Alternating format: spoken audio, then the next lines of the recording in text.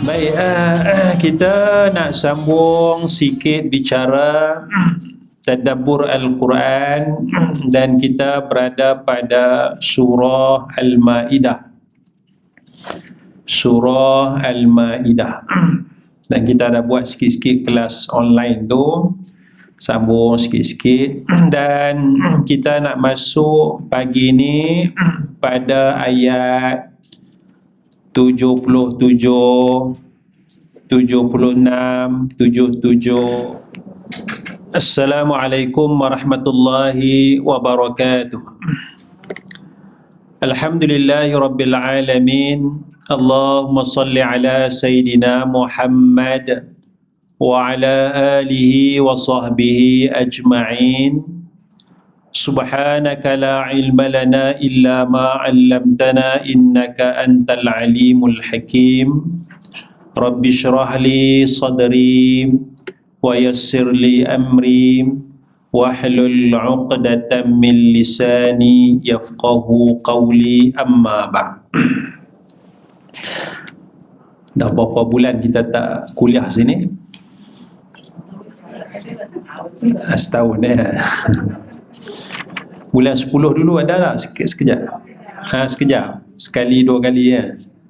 6, 15, 10. Lepas tu tak ada dah, sekali je. Allahu Akbar. Sekali ya. Maknanya kalau kira-kira tu bulan 3 masuk setahun lah ya, tak kuliah. Dah buat renovation dah. Nanti tak buat renovation sama dalam tu buat renovation. Sana bumbung je Baik, kita nak sambung sikit bicara tadabbur Al-Quran dan kita berada pada surah Al-Ma'idah. Surah Al-Ma'idah. Dan kita dah buat sikit-sikit kelas online tu, sambung sikit-sikit, dan kita nak masuk pagi ni pada ayat 77, 76, 77, 78 dan seterusnya Surah Al-Ma'idah ayat 76, 77. Suratul Ma'idah ayat 76, 77, 78 dan seterusnya. Betul tak apalah. Tak apalah.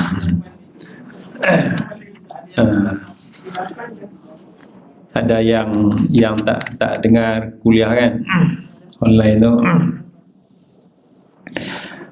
Baik, bismillahirrahmanirrahim. Qul ata'buduna min dunillahi ma la yamliku lakum darran wa la naf'a wallahu huwas sami'ul alim.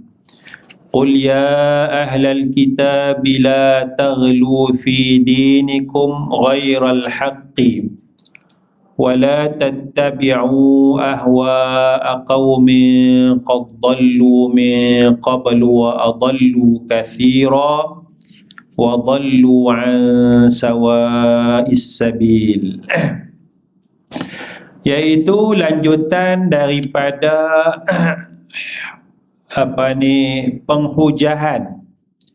penghujahan terhadap orang yang beriktikad bahawa Isa adalah Tuhan, ataupun beriktikad bahawa Isa adalah anak Tuhan. Lanjutan penghujahan yang disebut di dalam Al-Quranul Karim, hujah bagi menolak keyakinan bahawa Isa adalah Tuhan ataupun Isa itu adalah anak Tuhan. Jadi Allah Ta'ala dah sebut dalam Quran ayat 75, Allah Ta'ala sebut sifat Nabi Isa tu Rasul, mal Masih ibn Maryam illa Rasul, tidaklah Isa al-Masih itu seorang Rasul. Jadi sifat utama dia Rasulullah, bukan Tuhan, bukan anak Tuhan. Ya, itu i'tiqad yang sebenar. Isa al-Masih adalah messenger of God. Ya, pesuruh Tuhan Rasulullah sallallahu alaihi wasallam. Jadi penghujahan bahawa Isa tu bukan Tuhan, bukan anak Tuhan, Allah Taala sebut contoh hujah sini. Ini ayat 75. Kana ya'kulani ta'am. Mereka berdua, Maryam mak Nabi Isa dan Isa sendiri, makan makanan. Jadi kalau Nabi Isa tak makan, dia kelaparan. Kalau Nabi Isa tak makan, dia letih. Kalau Nabi Isa tak makan, dia akan mati. Mati kerana tak makan.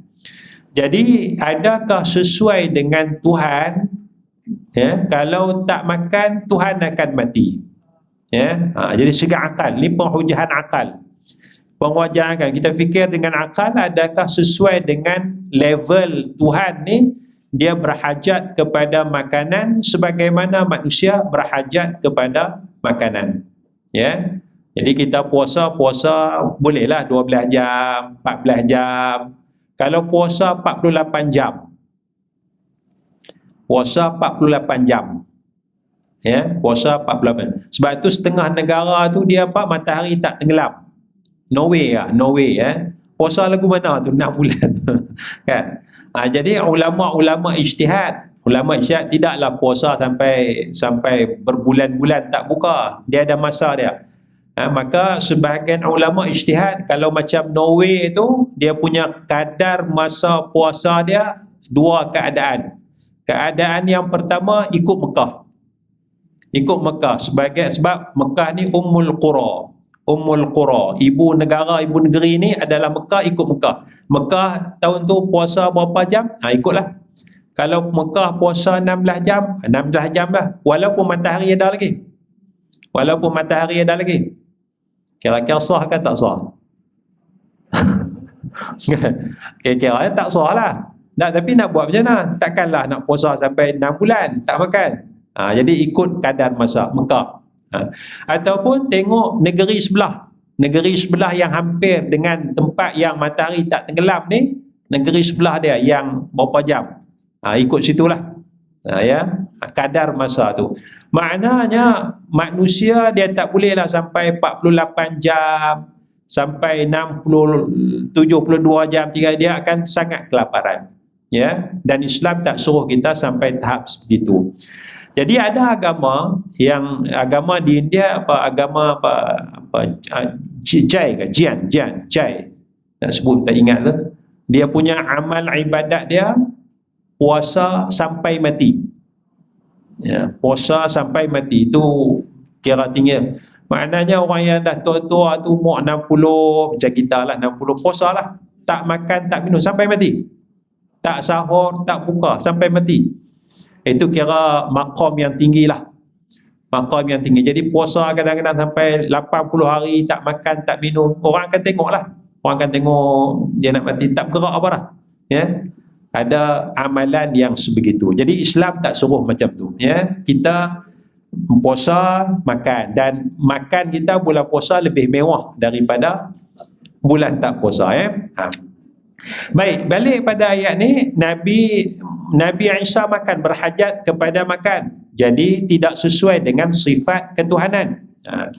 Kemudian ayat 76, hujah yang lain pula, qul ata'buduna min dunillah, katakanlah wahai Nabi Muhammad, adakah kamu nak sembah benda selain daripada Allah? Benda ni ma la yamliku lakum darran wala naf'a. Benda yang kamu sembah ini tidak boleh tidak memiliki bagi kamu darran, mudarat, tak boleh bagi bahaya, wala naf'a, dan tidak boleh memberi manfaat. Kebaikan pun tak boleh bagi, keburukan pun dia tak boleh hindarkan. Ya, sebab dia adalah makhluk. Dia adalah Nabi Isa tak boleh nak buat apa, ya. Nabi Isa nak bagi manfaat tak boleh, Nabi Isa nak tolak mudarat pun tak boleh. Bahkan kalau baca cerita Nabi Nabi Isa sendiri pun ada masalah. Orang nak tangkap dia sembunyi dalam rumah, kan. Kemudian kalau baca cerita mana Nabi Isa dah ditangkap, Nabi Isa disalib, Nabi Isa dibunuh, cerita-cerita yang ada tu, kita tak i'tiqad macam tu lah. Kita i'tiqad Nabi Isa dah diangkat. Tapi maknanya Nabi Isa sendiri pun tak boleh menolak mudarat. Orang nak buat naya kat dia pun tak boleh tolak. Bagaimana dia nak jadi Tuhan? Bagaimana dia nak jadi Tuhan, ya? Jadi fikir dengan akal. Jadi kalau kita sembah benda, kita sembah pokok, kita sembah patung, kita buat berhala, kita sembah, sedangkan berhala-berhala itu tidak boleh memberi manfaat kepada kita, ya. Sebab itu ada seorang sahabat Sa'ad seorang sahabat, ya.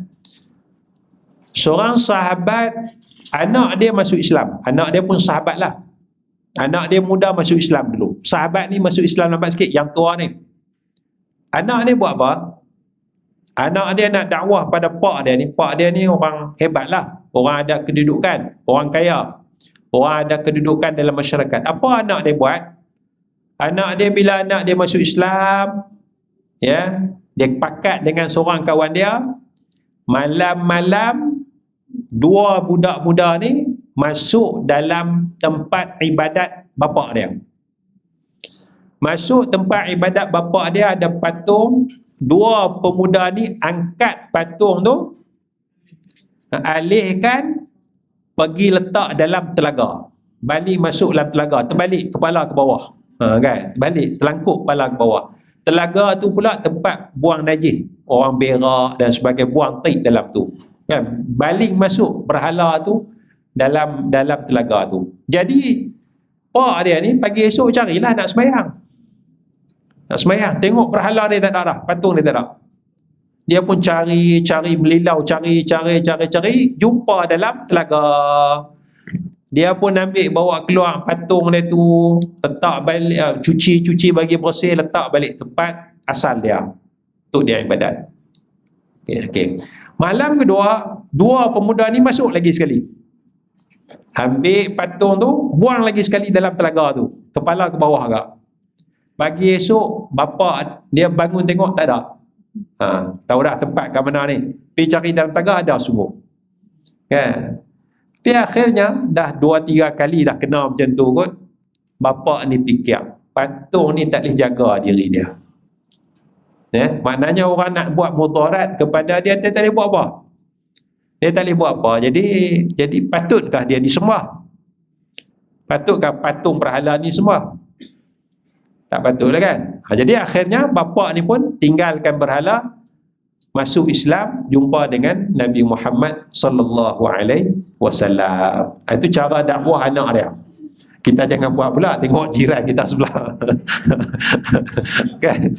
Tengok jiran sebelah kita kan tak seagama Islam, kita pun pagi malam-malam pukul 12 kan ambil.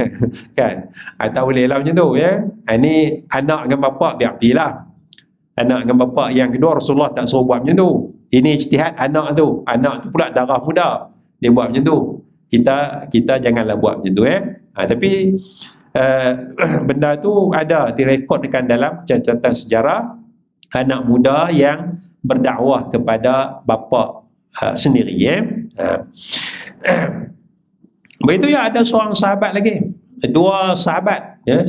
Seorang sahabat masuk Islam, kawan dia tak masuk Islam.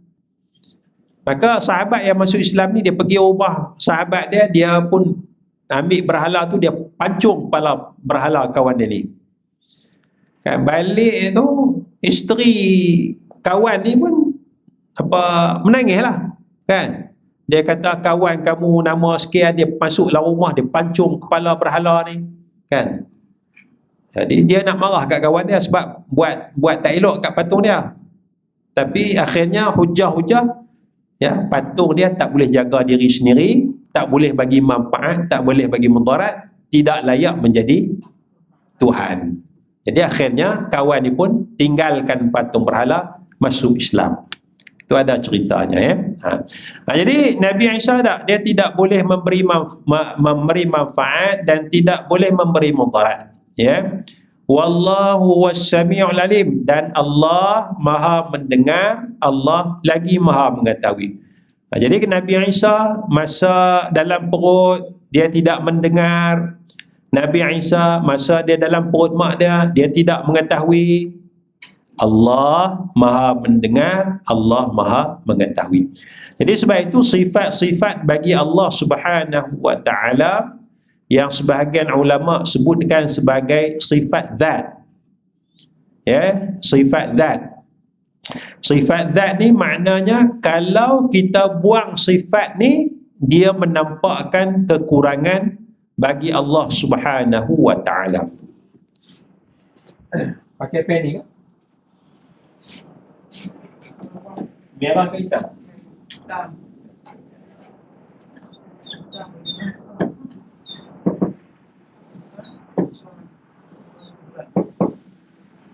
Sifat zat.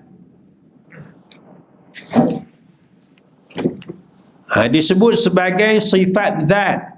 Sifat yang kalau kita nafikan, kita buang daripada Allah Ta'ala, dia menampakkan kekurangan bagi Allah Subhanahu wa Ta'ala. Itu dikatakan sebagai sifat zat. Ya. Sama macam kita lah, sifat zat bagi kita. Sifat zat bagi kita tak ada kepala. Ada budak tu lahir tak ada kepala. Tak ada lah, tak ada nyawa lah kan, tak hidup kan. Tapi kalau budak tu dia tak boleh berjalan, kurang sikit lah, tapi hidup lagi kan. Jadi dia sifat zat, zat sebagai manusia, sifat zat, ya, sifat zat. Sifat zat bagi Allah, sifat sami', mendengar, sifat alim, mengetahui, sifat basar, melihat, sifat kalam, mutakallim, berkata-kata, lawan dia bisu, ya. Itu semua tu adalah sifat zat bagi Allah Subhanahu wa taala. Sifat qudrat, sifat iradat, sifat hayat, sifat baqa, sifat qidam. Itu semua adalah sifat zat bagi Allah Subhanahu wa taala. Jadi maksud sifat zat, kalau kita nafikan, dia menunjukkan kekurangan bagi Allah Subhanahu wa taala. Jadi dalam Al-Quran, sifat zat ni selalu diulang dalam Al-Quran. Wa huwas sami'ul alim, wa huwas sami'ul basir, wa huwa ala kulli syai'in qadir. Diulang-ulang sifat-sifat zat. Kerana itu adalah asasnya. Kemudian kata Allah, qul ya ahlal kitab la taghlu fi dinikum ghairal haqqi. Wahai, katakanlah wahai Nabi, ya ahlal kitab, wahai ahli kitab, la taghlu, jangan kamu melampaui batas, ghairal haqq, tanpa kebenaran. Jangan melampaui had, batas, ya, tanpa kebenaran. Ya, jangan ghulu. Ghulu maknanya jangan melampau. Jangan melampau. Ya, walaupun benda tu benda yang benar, benda yang baik, tapi jangan melampau. Jangan melampau. Kita sayang, ya. Tersayang kepada seseorang, dalam syair dia kata ahbib habibaka haunamma. Sayanglah kepada kekasih kamu sekadarnya, ikut kadarnya. Jangan segala-galanya. Ya. Boleh jadi kekasih kamu tu akan jadi musuh kamu satu masa nanti. Ya. Dan bencilah musuh kamu sekadarnya. Jangan melampau sangat benci. Boleh jadi dia akan jadi kawan kamu satu masa nanti. Jadi kadar itu, ya, ni musuh kita betul. Tapi ya, janganlah apa musuh kita cakap semuanya salah. Kalau dia cakap betul, makul betul. Kan? Betul. Contoh mudah ahli politik lah. Ahli politik kan, kan? Bila tengah bergaduh tu, benci segala-galanya, semua salah, bangkang. Tiba-tiba semua betul. Bila bergaduh pula, semua tak betul. Kan? Ini tidak sewajarnya, ya. Ini politik yang tidak matang lah. Tidak matang. Jadi kalau kita matang, kalau musuh politik kita cakap benda baik, baiklah, alhamdulillah, ini satu yang baik, kan? Satu benda yang betul, ikut peraturan dan sebagainya. Kalau kawan kita buat benda salah, bagi tahulah benda ni salah, kan? Itu payah tu, nak cari kematangan dalam berpolitik, kesanggupan kita bercakap benar, ya. Walaupun benda tu satu benda yang baik, ya. Baik, jadi konsep dia jangan melampaui batas, ya. Sama juga kita kata dalam kita nak melakukan ibadat, jangan kita melampaui batas, ya, jangan kita melampaui batas. Dan ayat ni lebih khusus, ayat ni iaitulah dalam rentetan daripada ayat-ayat sebelum ni pasal ketuhanan Nabi Isa alaihi salam, ketuhanan Nabi Isa, iaitu kata Imam Ibn Kathir, wala tutru man umirtum bita'zimihi fatabalaghu fihi hatta tukhrijuhu an haizin nubuwati ila maqamil ilahiyyati. Iaitu janganlah kamu puji seseorang yang diperintahkan untuk kamu muliakan dia, lalu kamu berlebih-lebihan hingga kamu keluarkan orang yang dipuji itu daripada maqam kenabian kepada maqam ketuhanan. Ya. Jadi ya, Nasrani mereka melampaui batas, mengangkat, memuja Nabi Isa sehingga diletakkan maqam ketuhanan kepada Nabi Isa alaihissalam. Itu ghulu, ya, dalam beragama, ya, ghulu dalam beragama itu yang sangat-sangat dilarang di dalam agama kita. Kama sana'tum fil masih, sebagaimana yang dilakukan kepada Nabi Isa alaihissalam, ya. Jadi secara khusus ayat ini bicara tentang kerasulan Nabi Isa, diangkat menjadi ketuhanan Nabi Isa. Secara umum ayat ini berbicara bahawa kita tidak boleh melampaui batas. Dalam apa keadaan sekalipun kita tidak boleh melampaui batas. Dan sekarang kita timbul isu tentang masalah memuliakan capal Nabi Muhammad sallallahu alaihi wasallam. Capal, tahu capal? Apa dia? Selipar. Capal Nabi Muhammad sallallahu alaihi wasallam. Ya. Jadi adakah di sana ada unsur-unsur ghulu, unsur-unsur melampau dalam memuliakan capal Nabi Muhammad sallallahu alaihi wasallam? Ya. Ada kepiah yang ada capal, lukis capal. Saya pun ada satu, ya, ya. Kemudian ada keranda yang dibuat cop dah capal. Apa lagi? Topi capal, ya.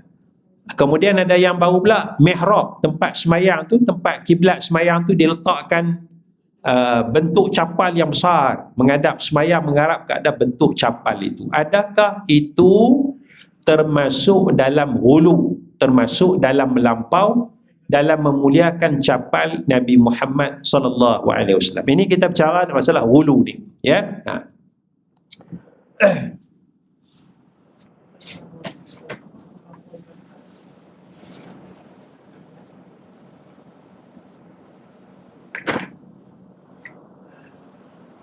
Macam mana bentuk capal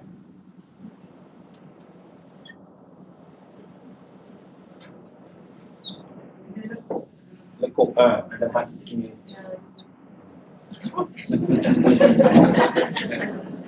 Tali tu.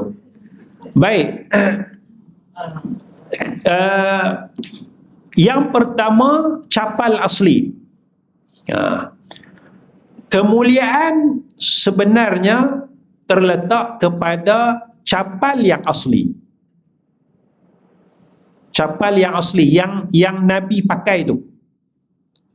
Yang Nabi pakai tu. Itu yang asli, yang asal, itu kemuliaan. Kerana dinisbahkan kepada Nabi Muhammad sallallahu alaihi wasallam.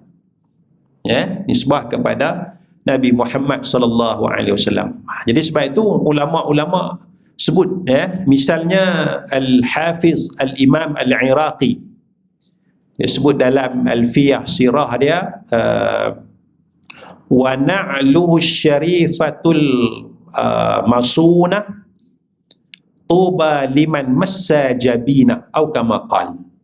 Syair dia, wa na'luhu syarifatul masunah, dan capal Nabi itu yang mulia. Capal itu mulia.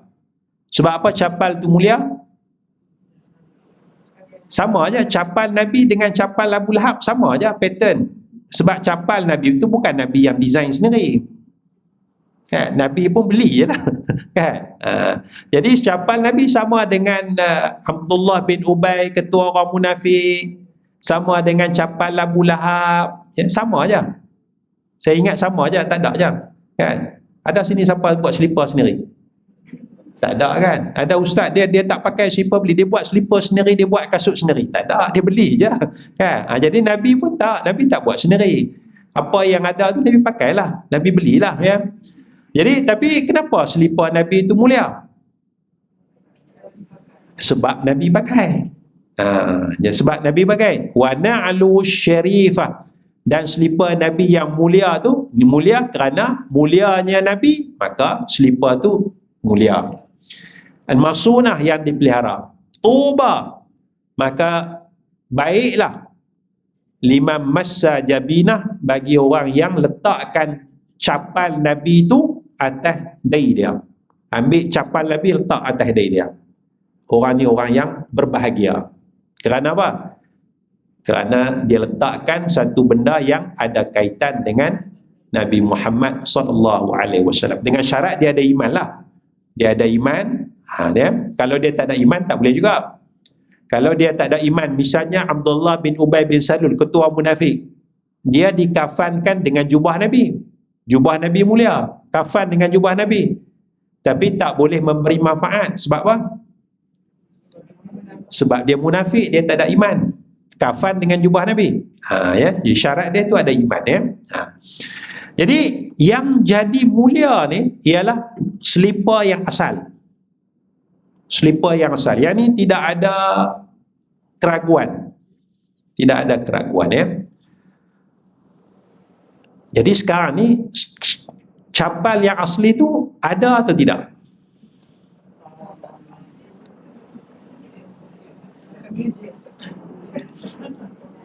Maknanya yang orang ambil dia punya bentuk. Baik. Jadi sekarang capal tu dah tak ada. Baik. Maka evolusinya ulama-ulama sebut dalam kitab.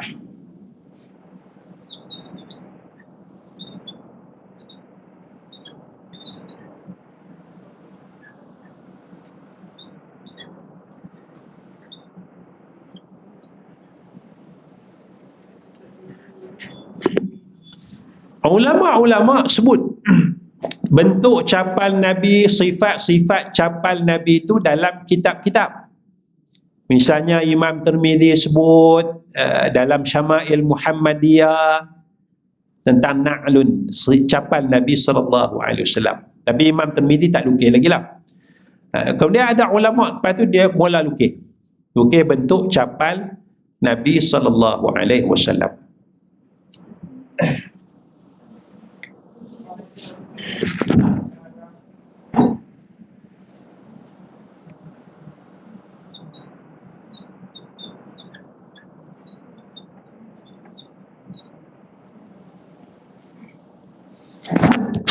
Jadi bentuk gambaran kepada capal tu dilukis.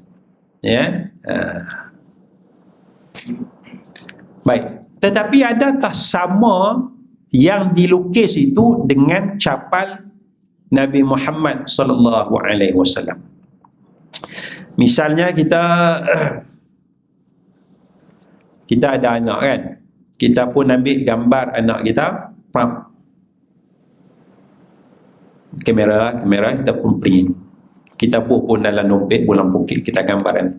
Bila teringat pada anak kita, kita pun tengok gambar betul, kita pun cium.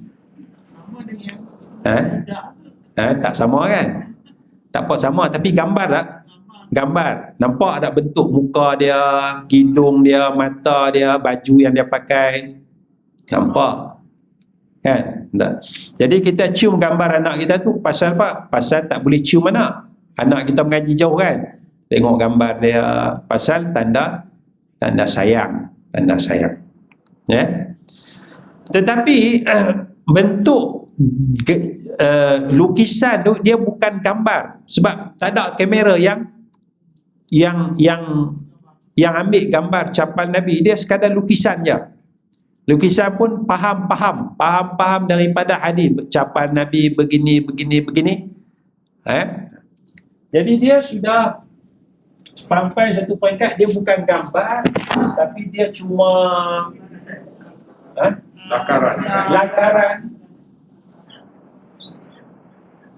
lakaran gambar.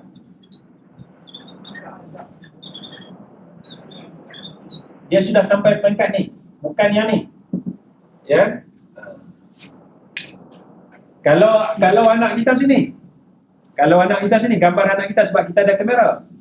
Sekarang capal Nabi dia tak ada kamera, dia lukis, dia dah jauh dah. Tepat atau tidak?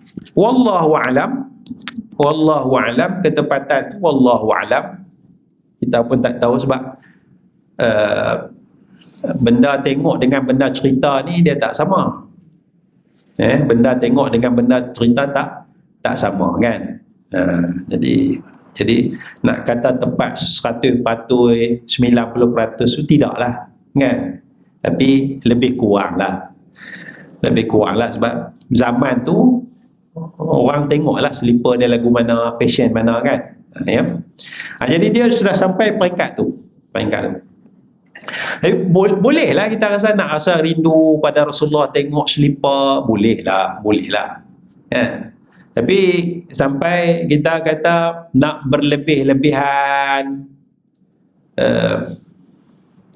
kita buat satu bentuk capal tak kat sini kan.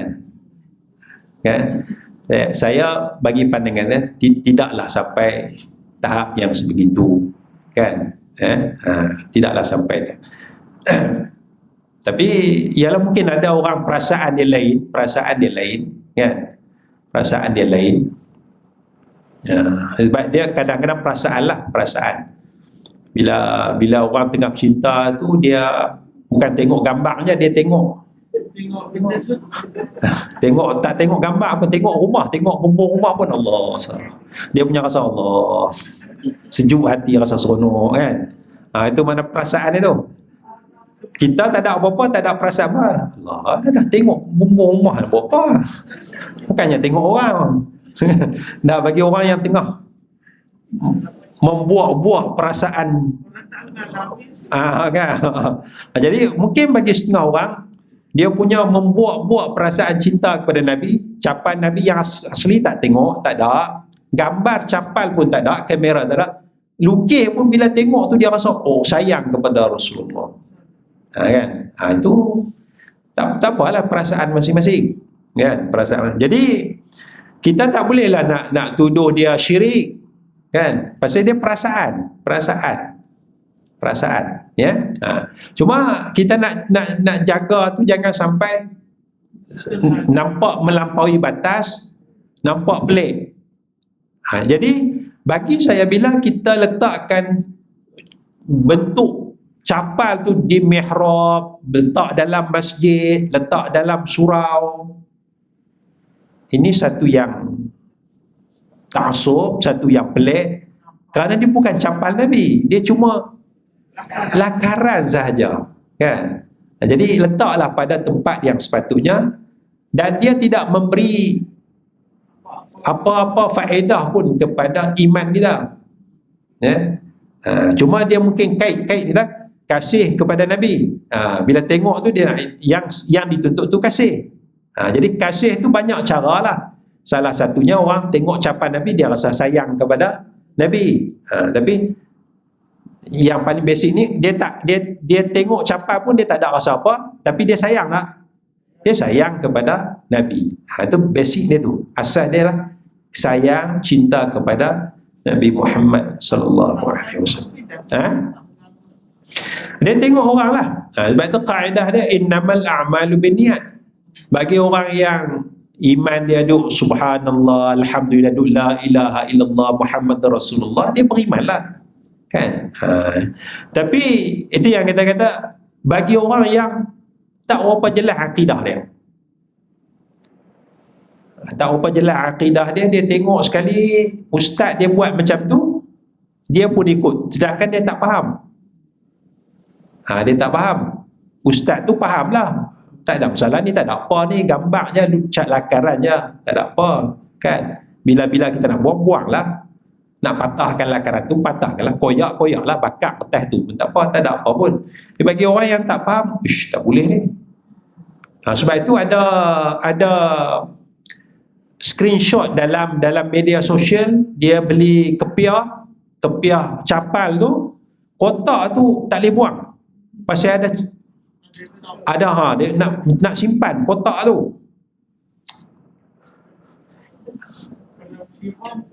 Kalau buang tu takut dosa.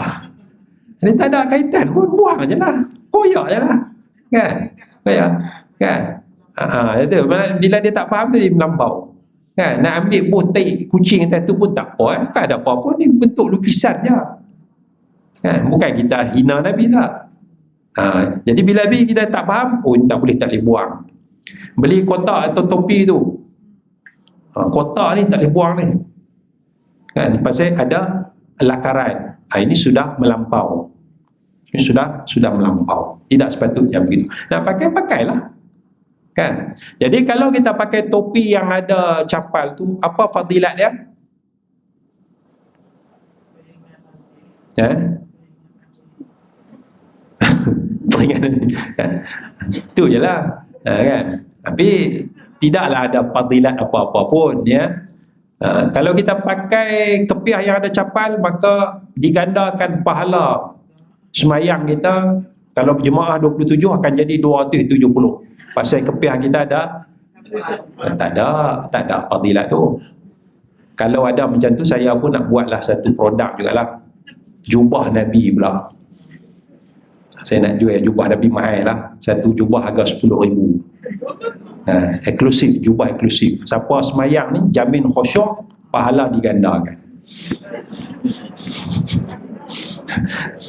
Tak ada, kan? Jadi itu masalah kita, kita nak faham supaya kita tidak masuk dalam ghulu, melampau. Kalau dalam hadis Nabi SAW, Nabi sebut dalam bab melakukan ibadat haji, Nabi sebut dalam masalah batu tu, Nabi sebut khadaf, batu yang kecil tu, ya. Kemudian Nabi sebut jangan melampau. Jadi maknanya secara umum, kalau kamu guna batu yang besar, itu sudah dikira lampau. Jadi ambil batu besar ni masa melontar jamrah Aqabah, jamrah usta ni. Pasal apa? Pasal nak melontar syaitan. Ambil batu besar ni 7 biji. Balik. Ini sudah melampau. Ghulu. Nabi sebut ghulu, melampau. Ambil batu kecil-kecil tu je, besar kacang, besar sikit tu je, itu pun sudah dikira sebagai ghulu. Jadi ghulu ni dalam segala aspek kehidupan kita. Kemudian kata Allah, wala tattabi'u, jangan ikut hawa nafsu golongan qad dallu min qab, yang telah tersesat, wa adallu, dan menyesatkan. Dallu sesat, dallu sesat, adallu menyesatkan. Jadi dallu dia sesat sendiri, adallu dia menyesatkan. Dia jadi pemimpin, dia jadi ketua, dia menyesatkan. Ya, jangan ikut orang yang sesat dan orang yang menyesatkan. Wa dallu, dan sesat daripada jalan yang lurus. Jadi kita, Allah Ta'ala bagi peringatan supaya jangan ikut hawa nafsu mereka, jangan ikut orang yang sesat. Maka kita juga kena ada ilmu pengetahuan sedikit sebanyak supaya kita tahu batas, mana yang melanggar batas maka dia tersesat daripada jalan yang sepatutnya.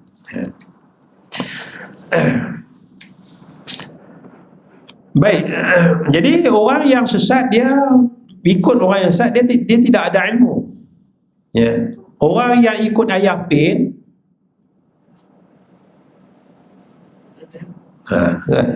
orang yang ikut ajaran Hasan anak rimau, kan, dan ajaran-ajaran yang moden pada hari ini tu, kan, dia masalah dia tidak ada basic dari sudut ilmu. Sedangkan ayah pin tu tak ada satu ayat Quran, satu hadis pun baca, kan, tak ada, kan. Jadi macam mana orang boleh ikut? Macam mana orang boleh ikut? Saya pengalaman, saya duduk dengan ayah pin 4 jam. Lutut kanan saya belaga dengan lutut kiri ayah pin, belaga lutut.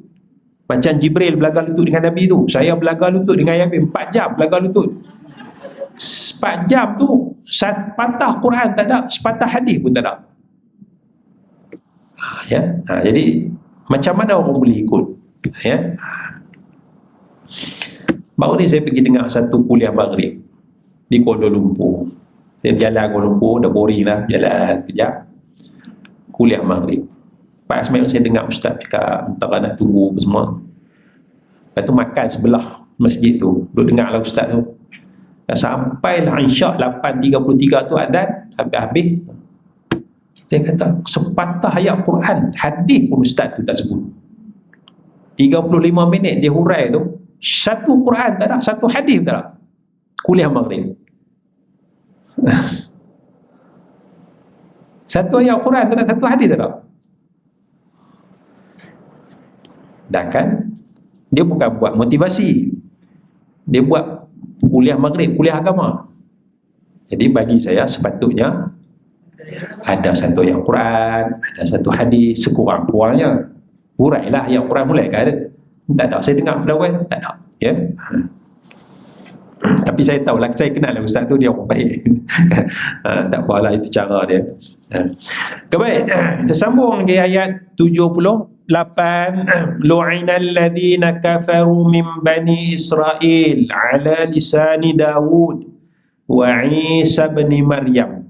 Dilaknat orang yang kafir daripada Bani Israel atas lidah Nabi Daud dan lidah Nabi Isa anak Maryam. Maka daripada ayat ni, kata para ulama, harus kita melaknat orang kafir secara umum. Harus melaknat orang kafir secara umum, bukan secara khusus. Secara khusus ni kita sebut nama, itu tidak dibenarkan. Sebab kita tidak tahu kesudahan dia. Dia mati dalam iman kita tak tahu. Tapi melaknat orang kafir secara umum, laknat Allah ke atas orang kafir, itu boleh. Pasal disebut dalam Quran, lu'inal ladzina kafaru. Siapa yang kafir lah. Itu harus laknat orang kafir secara umum, tetapi tidak harus laknat secara khusus. Yang keduanya, kata Imam Al-Qurtubi dalam tafsir dia Al-Jami' li Ahkamil Quran, harus laknat orang kafir walaupun orang kafir itu anak cucu daripada para nabi. Harus laknat. li'anna syarafan nasabi la yamna'u itlaqal la'ni alaihim. Kerana kemuliaan nasab keturunan, dia anak Nabi, dia cucu Nabi sekalipun, tidak menghalang mutlaknya laknat ke atas mereka kerana kekafiran mereka.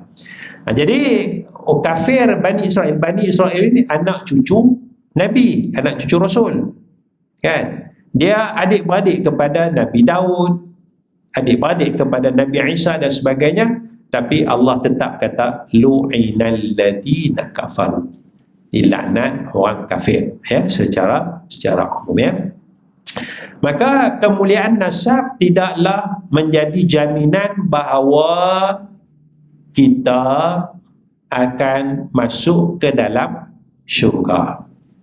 Kemuliaan nasab tidak menjadi jaminan bahawa kita akan masuk ke dalam syurga hanya semata-mata nasab keturunan kita. Tetapi kalau kita memang ada iman, kita ada amal soleh, tambah sikit kemuliaan nasab, itu okeylah. Tapi kalau syarat asal iman tak ada, amal soleh tak ada, hanya semata-mata bergantung kepada kemuliaan nasab. Saya cucu Tok Guru, walaupun saya ketua penyamun, tapi saya cucu Tok Guru. Jadi pandanglah saya sebagaimana tuan-tuan pandang kepada Tok Guru.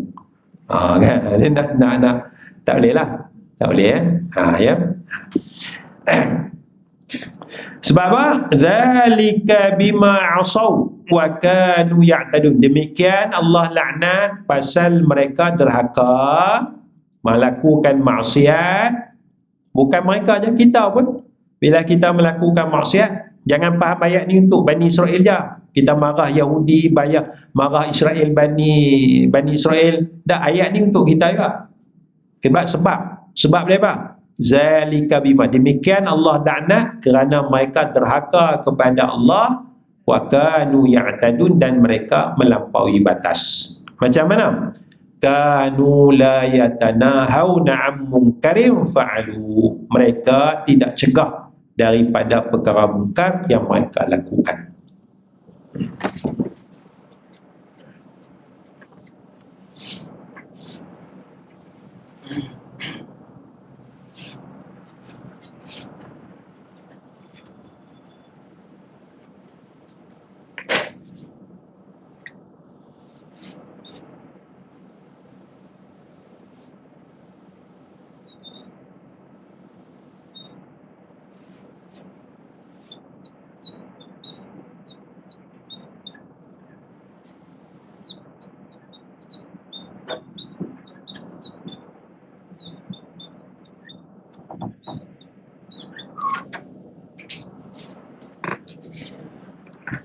Dalam ayat ni dia sebut mungkar. Kanu la yatanahawna 'an munkarin. Mereka tidak mencegah daripada mungkar. Mungkar ni dia lebih luas daripada maksiat. Mungkar ni dia lebih luas, lebih besar daripada jenayah. Jadi dalam mungkar tu ada maksiat, dalam mungkar tu ada jenayah. Boleh angkat. Kalau tengok sini, mungkar segala semua ni mungkar. Maksiat masuk dalam mungkar. Jenayah pun masuk dalam maksiat dan masuk dalam mungkar. Nampak? Nampak? Okey. Baik. Jadi ada benda yang mungkar, ada benda mungkar tapi tidak maksiat. Ada benda mungkar tapi tidak jenayah. Ada benda mungkar tapi tidak maksiat. Ada benda mungkar tapi tidak dikira sebagai jenayah. Maka yang kita nak tegah itu bukan sekadar jenayah, bukan sekadar maksiat, tapi mungkar. Yang disuruh tegah tu, kanu la yatanahawna 'an munkarin. Mereka tidak mencegah daripada perkara mungkar. Misalnya apa? Misalnya kita melihat Kita berjalan di satu jalan, satu lorong, kita tahu kata ni orang gila. Ni orang gila. Lelaki ni gila. Dan lelaki gila ini sedang bermesra dengan seorang wanita yang gila. Sama-sama gila. Sama-sama gila. Kita tahu, memang kita tahu ni gila ni. Perempuan ni pun gila tempat kita ni. Kita tahu. Perbuatan mereka bermesra-mesra, berpeluk-peluk, mereka nak berzina lah kan. Adakah itu maksiat? Maksiat atau tidak? Apa dia? Tak, perbuatan mereka itu maksiat tak bagi mereka? Sebab dia gila. Tidak maksiat sebab dia gila. Dia tak jadi dosa. Tapi perbuatan tu mungkar. Perbuatan tu maksiat, bukan maksiat. Kerana dia gila. Gila tidak jadi dosa. Maksiat tu dosa. Tapi perbuatan orang gila nak berzina itu mungkar. Maka kita kena cegah tak? Kita kena cegah. Kerana kita disuruh mencegah perkara mungkar, bukan sekadar perkara maksiat. Faham? Contoh yang kedua, jualan arak begitu mudah kan? Kita lihat seorang budak umur 10 tahun. Dia pergi kedai beli arak. Botol arak. Dia pegang, dia acah-acah nak buka.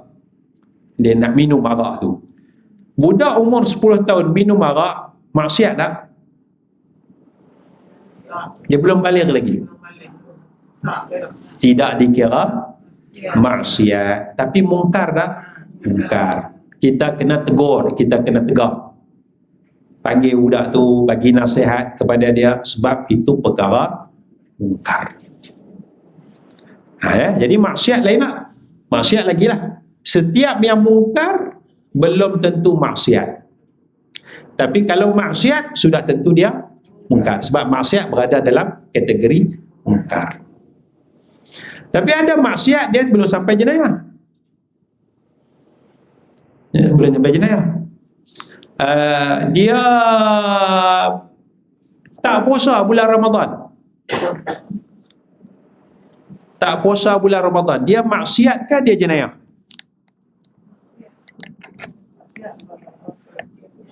Dia maksiat.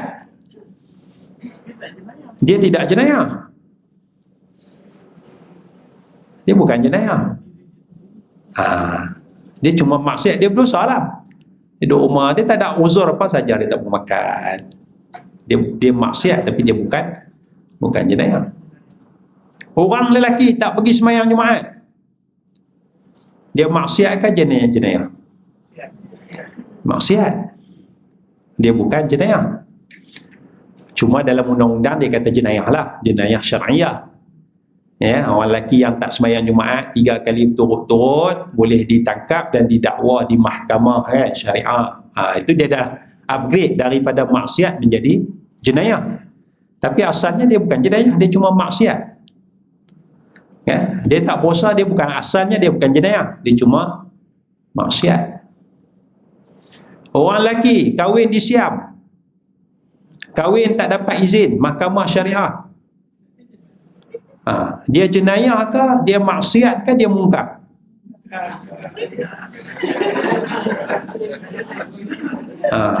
Suami kita kahwin kedua, dia tak dapat izin mahkamah, dia tak bagi tahu kita pun. Oh, jenayah. Tu dia. Dalam undang-undang dia kata itu jenayah. Tapi bagi saya bukan jenayah. Maksiat. Bagi saya bukan maksiat, dia kahwin, dia bukan berzina. Dia mungkin satu perkara mungkar lah, dia tak ikut peraturan sikit, mungkar lah. Jadi kita tegur lah kan. Tapi nak kata maksiat, nak pergi kahwin pasal apa maksiat pula? Itu kita nak faham istilah tu. Istilah mungkar, maksiat dan jenayah. Lepas tu jenayah tu mencuri, merompak, berzina, bunuh orang. Itu yang major-major tu. Kan? Yang major-major tu. Itu baru dikatakan sebagai jenayah. Ya. Allahumma salli ala. Jadi mungkin boleh dibahaskan dia sebut borang dalam sebahagian borang dia sebut borang kebenaran bernikah.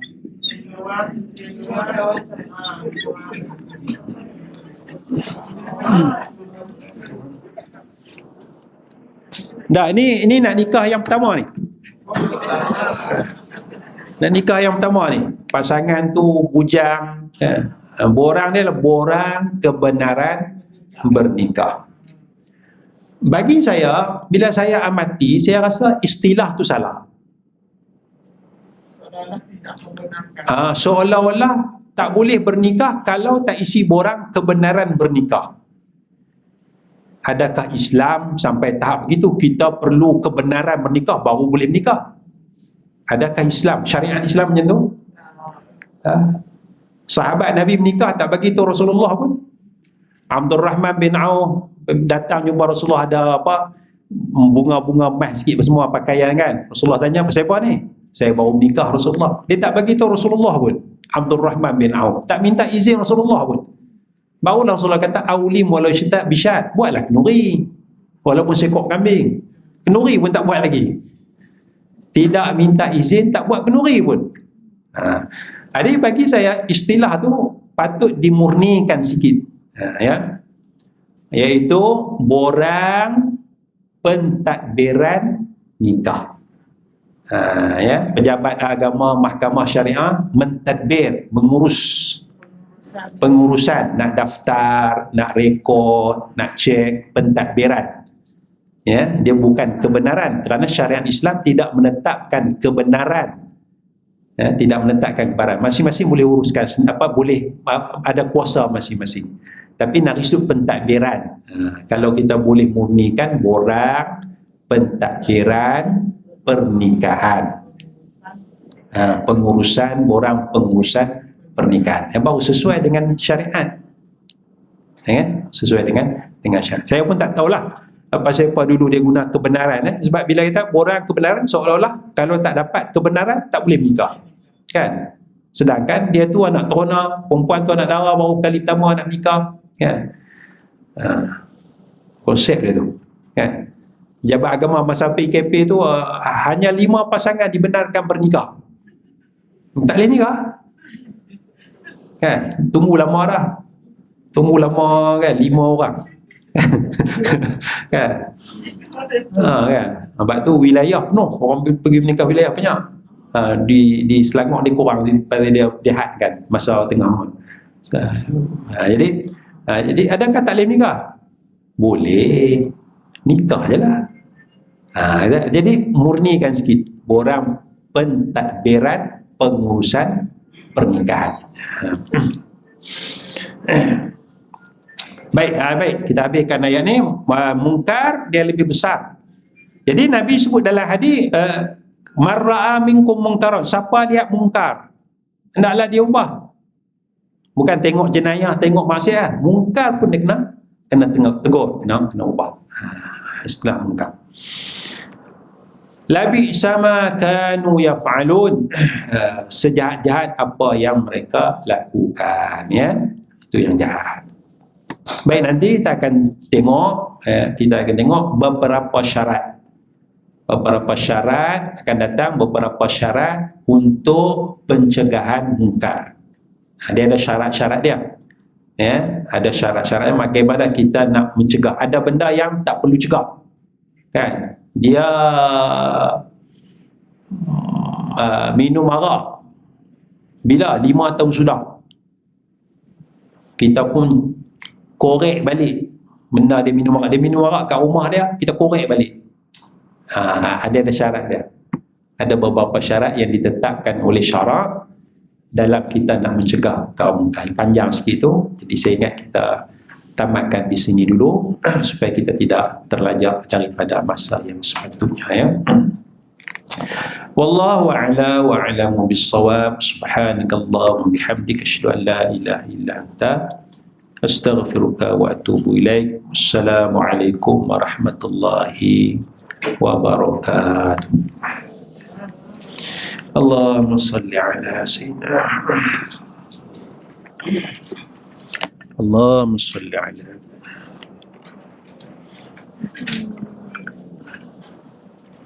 Astaghfirullahaladzim. Ya. Boleh. Kenapa capal yang diperbesar-besarkan? Saya pun tak berapa pasti juga. Mungkin kenapa tidak sorban Nabi kan? Ya, kenapa tidak jubah Nabi? Katanya capal tu dibawa Nabi naik sampai ke Sidratul Muntaha, ke langit sana. Tetapi Nabi juga pakai sorban.